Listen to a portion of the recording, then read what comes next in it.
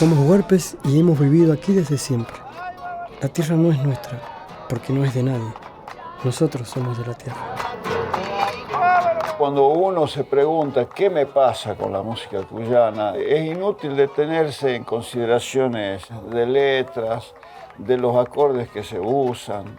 Es una unidad estética que se transforma en un mensaje de una región, un mensaje de un pueblo lleno de belleza. La música cuyana es tan rica, es tan poco lo que se conoce. Te lo digo sinceramente, no me lo explico. ¿Cómo no puede estar ocupando un gran lugar dentro de los festivales? Porque tiene todo. Pulsando la Vida es un proyecto transmedia que tiene como fin poner en valor y visibilizar la música y la cultura de la región de Cuyo. Entre las plataformas que tenemos dentro de Pulsando la Vida hay un largometraje documental que ha sido estrenado hace muy poco en el Cine Gaumont, y en ese largometraje documental existen dos personajes principales que viajan en una estanciera, y en ese recorrido que va haciendo en la estanciera vamos visualizando los paisajes, las sonoridades, la gastronomía, las costumbres que tiene la región como tal. Y ese viaje es acompañado por una mujer que solo puede verla uno de los protagonistas, que es Marcelino Zaguate, y esta mujer es la Pachamama. La idea surge por una motivación más bien personal. Cuando yo ingreso al mundo de la música cuyana, sobre todo, empiezo a darme cuenta que hay un montón de cosas que están ocultas y que el vecino de al lado las hace y que son parte de mi idiosincrasia también. Entonces, esto me llamaba mucho la atención y me motivó mucho a hacerlo, porque además cuando ingresé me empezó a gustar mucho la música. Y después, por otra parte, también algo que me llamaba mucho la atención era cuando salía por fuera de la región y me encontraba con artistas de otras partes del país. Todos justamente lo que marcaban era la calidad de la música cuyana, sobre todo lo que tenía que ver con las guitarras, composiciones y demás. Entonces me parecía que había una historia interesante. Un poco así surgió la idea. El tema principal que explora Pulsando la Vida es la música de la región, pero en especial la tonada, que es como la gran madre de las músicas y que las que une a esta gran familia de la cuyanía, como se dice en la región. El guión fue presentado al Instituto Nacional de Cine, lo aprobaron y después surgió algunas pequeñas modificaciones que trabajamos con el otro guionista, con Ulises Naranjo, que acertadamente tuvo grandes incorporaciones, como por ejemplo la Pachamama, para buscar también esa conexión ancestral que tienen las músicas populares de parte de los pueblos originarios.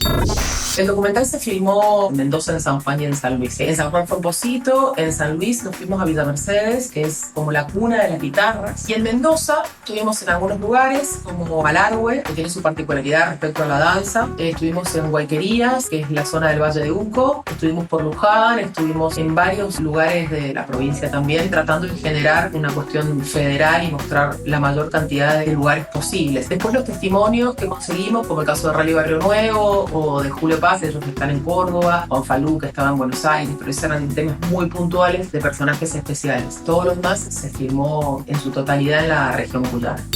Lo que más me impactó descubrir en este viaje musical me parece que tuvo que ver con algo que dijo Rally en una de las entrevistas, que es como un corredor cultural que sube desde Cuyo, que tuvo una gran influencia en Frías, que es donde él nace. Creo que eso es algo que no lo sabía. Esto fue un dato como muy interesante que yo desconocía y que me parece lindo saber que también existen, que no hay barreras geográficas, no porque la provincia termina acá no existe la influencia de ese tipo de música en otros lugares. De hecho, en Tras las Sierras se escucha muchísimo la música cuyana.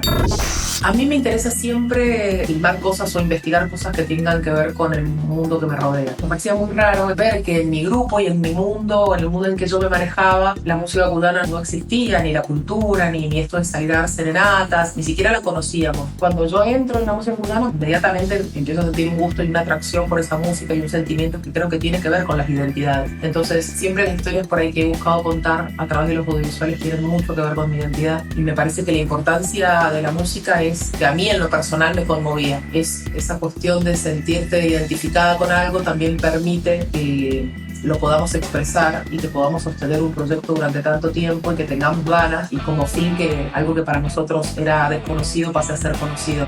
Fueron varias las escenas que nos llevaron mucho trabajo. La escena de la estanciera fue compleja porque no sabíamos cómo resolver el tema del ruido, había muchísimo ruido dentro de la estanciera, entonces tuvimos que alquilar un remolque para que subiera a la estanciera y que los personajes estuvieran sobre esa estanciera. Y después otra de las escenas complejas fue cuando subimos, era 1 hora y media de subida en la montaña con gente de todas las edades, entonces Entonces la complejidad era lograr subir, que arriba cantaran todo lo que tenían que cantar porque había que repetir varias escenas. Había que subir muy temprano porque era enero, pero en enero mismo en esa altura hacen grados bajo cero. Entonces era bastante complejo que no se nos hiciera muy tarde porque inmediatamente baja la neblina, no íbamos a poder filmar. Así que esa escena tenía que estar muy programada y teníamos que explicar bien a todos cómo íbamos a hacer los pasos para poder seguir y para poder subir y que todo funcionara.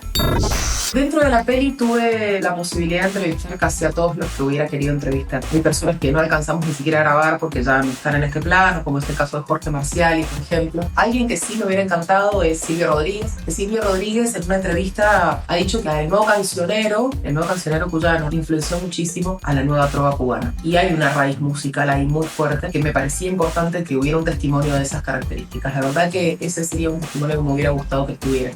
Con el documental me gustaría transmitir que la cultura está viva, a pesar de todo, de la imposición que hay en los medios de comunicación permanentemente por querer hacer que todos escuchemos lo mismo y por querer hacer que todos pensemos igual. Todavía hay una resistencia de ciertas formas musicales que nos conmueven. Al menos conocerlas nos sirven para valorarlas. Creo que las plataformas de streaming han venido para quedarse y no es algo a lo que uno le tenga que tener miedo. La industria audiovisual en estos últimos 10 años ha cambiado de una manera impresionante y a una velocidad increíble. Todo ese circuito que antes duraba y uno tenía que esperar para poder ver esa película varios años, hoy eso está muchísimo más acortado. El instituto tiene esta modalidad de estrenar de manera inmediata en las plataformas. Algo que yo por ahí un poco lo cuestioné porque entiendo que hay que esperar un poco a que se termine el circuito de todas las pantallas cinematográficas y se agote quizás ese circuito, ese primer circuito que uno desea tener y después salga en plataforma. Lo creo y lo defiendo a muerte.